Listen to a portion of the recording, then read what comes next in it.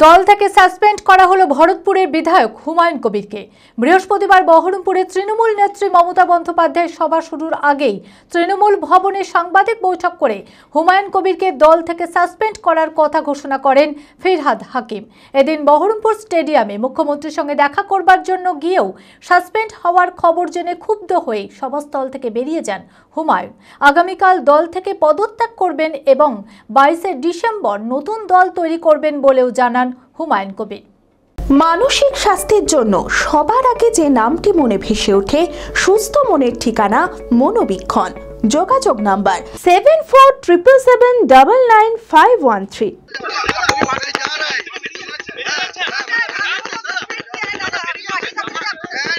জল্পনা চলছিল, শেষ পর্যন্ত দল থেকে সাসপেন্ড করা হলো ভরতপুরের বিধায়ক হুমায়ুন কবিরকে।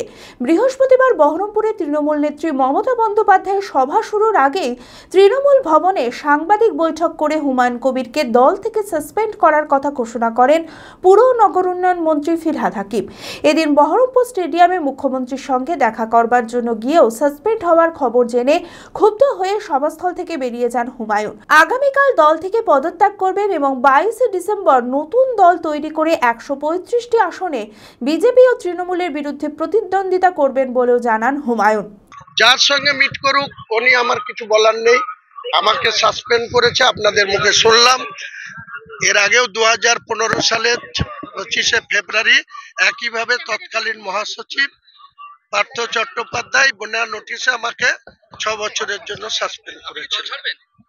কালকেই রিজাইন দিয়ে দেবো তৃণমূল থেকে, কালকেই, এবং 22 তারিখে মুর্শিদাবাদে নিজের দলের ওপেনিং করব।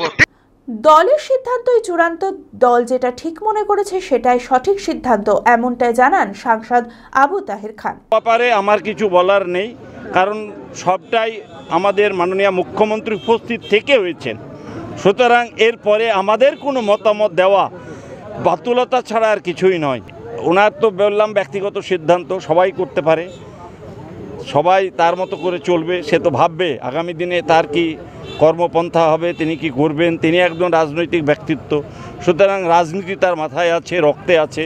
সুতরাং এই রাজনীতিটাকে আগামী দিনে তিনি কিভাবে প্রতিষ্ঠিত করবেন, কিভাবে দলকে পরিচালনা করবেন, কার সাথে অ্যালায়েন্স করবেন, বিজেপির সাথে তার কি সম্পর্ক থাকবে, তৃণমূলের সাথে তার কি সম্পর্ক থাকবে, সবটাই নির্ভর করবে আগামী দিনে তার কর্মপন্থা, তার যে কর্মসূচি নেবে তার উপরে।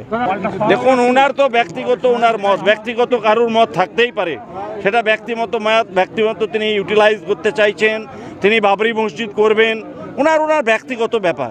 সে ব্যাপারে দলীয় কোনো স্ট্যান্ড নাই। আর দল ওটাকে সমর্থন করবে না, কি আছে না আছে এটা নিয়ে ক্লিয়ার কিছু বলেননি। উনি বলছেন মনমোহিনী হেলথ কেয়ার সুস্থতার একমাত্র নির্ভরযোগ্য ঠিকানা, জেলার প্রথম ও একমাত্র NABH অ্যাক্রেডিটেড হাসপাতাল। এখন আরও বৃহৎ পরিকাঠামো, আরও উন্নত পরিষেবা নিয়ে শীঘ্রই চালু হতে চলেছে cath lab with cardiology, neurosurgery, trauma unit, robotic নি সার্জারি, এছাড়াও IVF ল্যাব ও সম্পূর্ণ ইনফার্টিলিটি ট্রিটমেন্টের সুবিধা, ERCP পরিষেবাযুক্ত গ্যাস্ট্রোএন্ট্রোলজি ইউনিট, উন্নত মানের ICU ও HDU, অত্যাধুনিক OT, অর্থোপেডিক, পেডিয়াট্রিক, ইউরোলজি, 24 ঘন্টা অভিজ্ঞ চিকিৎসক, NICU, PICU, pathology, pharmacy, CT scan, digital X-ray সহ সমস্ত অত্যাধুনিক চিকিৎসা পরিষেবা একই ছাদের তলায়। OPD-তে বসছেন বিশিষ্ট চিকিৎসকেরা। ঠিকানা কালিকাপুর রোড, শিল্প তালুক, বহরমপুর, মুর্শিদাবাদ। Mobile number 9732795000।